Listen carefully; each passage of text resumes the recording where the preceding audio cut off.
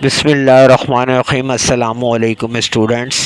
अच्छा भाई, आज क्लास 11 के कंप्यूटर साइंस के ग्रुप का इंग्लिश का पेपर था। यानी आज क्लास 11 का जो पेपर था वो इंग्लिश का था, कंप्यूटर साइंस के बच्चों का। और उसके जो एमसीक्यूज़ हैं वो आप चेक कर लें कि एमसीक्यूज़ ठीक हैं या गलत। एमसीक्यूज़ नंबर जो 1 था, through the story the necklace ma'am lion values.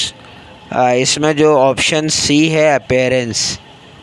उसके बाद क्वेश्चन एमसीक्यूज़ नंबर 2 था, according to the author of self reliance envy is a ignorance, option D.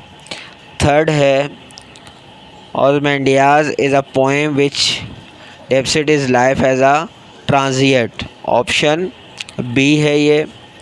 और 4 जो है, असल में पेपर मेरे पास बच्चों ने सेंड किया है, सही से वाज़ह नहीं है। 4 एमसीक्यूज़ का जो ऑप्शन है वो ए है, ह्यूमन बीइंग्स।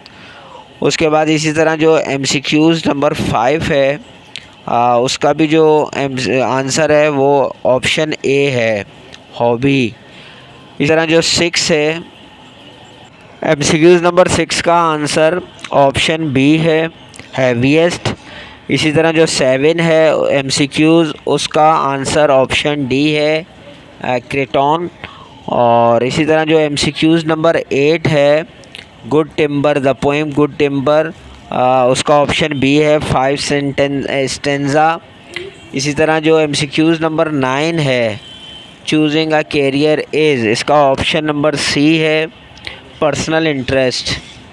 और 10 का जो है, Singapore is recognise as the, option B, mister clean. और 11 एमसीक्यूज़ है, in struggle for education the head teacher was a, option D, black. उसके बाद 12 एमसीक्यूज़ है, don't give up though the peace, इसका ऑप्शन नंबर सी है, blow. और इसी तरह एमसीक्यूज़ नंबर 13 है, self रिसाइल is all about the, और इसका भी ऑप्शन ए है, बीइंग इनोवेशन। उसके बाद जो 14 है, 14 एमसीक्यूज़ का आंसर जो है वो ऑप्शन बी है, ई कॉमर्स।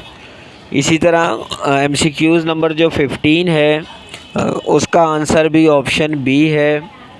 और उसके बाद जो 16 एमसीक्यूज़ है, 16 एमसीक्यूज़ का आंसर जो है वो ए है, एबिलिटी। और इसी तरह 17 का जो है, 17 नंबर एमसीक्यूज़, इसका आंसर भी आपका ऑप्शन ए है, ठीक हो गया। अच्छा, उसके बाद जो एमसीक्यूज़ नंबर 18 है, एमसीक्यूज़ नंबर 18 का भी जो आंसर है वो मतलब ऑप्शन ए, यानी 16, 17, 18 तीनों का आंसर ए है। और उसके बाद अगर हम एमसीक्यूज़ नंबर 19 की बात करें तो उसका राइट आंसर जो है फेवरेटिज़म, सी, ठीक है। और उसके बाद 20 का जो राइट आंसर है वो बी है, पॉकेट। तो ये एमसीक्यूज़ के आंसर थे। आई होप कि आप सब ने ठीक किए होंगे, और सही किए हैं तो ज़रूर कमेंट्स में बताइएगा। उसके बाद इस पेपर का जो सेक्शन बी था वो बिल्कुल सेम जैसे पहले भी इंग्लिश के पेपर आए हैं दूसरे ग्रुप्स के। रीडिंग कंप्रीहेंशन में से क्वेश्चन थे, और इसी तरह पोइट्री में से थे, और इसी तरह आपको जो है प्ले में से दिए हुए थे। यानी 3 तो ये हो गए आपके, और एक आपके पास ग्रामर का, यानी 4 सेक्शन होते हैं, और 4 सेक्शन में आपको 10 क्वेश्चन करने होते हैं, ठीक है। 2-2 कम से कम करने हैं। अब आप 2 में से कर लें, 3-3, या एक में से ही 4 कर लें, वो आपकी मर्ज़ी है। यानी ग्रामर तो मैं हमेशा कहता हूँ कि ये चारों आप जो है ग्रामर के 4 कर लिया करें, और फिर जो 3 बचते हैं उसमें से 2-2 कर लिया करें, क्योंकि ग्रामर के मार्क्स फुल आते हैं और अच्छे मार्क्स होते हैं, ठीक है जी। और आई होप कि ये पेपर मतलब इजी था और आपने अच्छा किया होगा।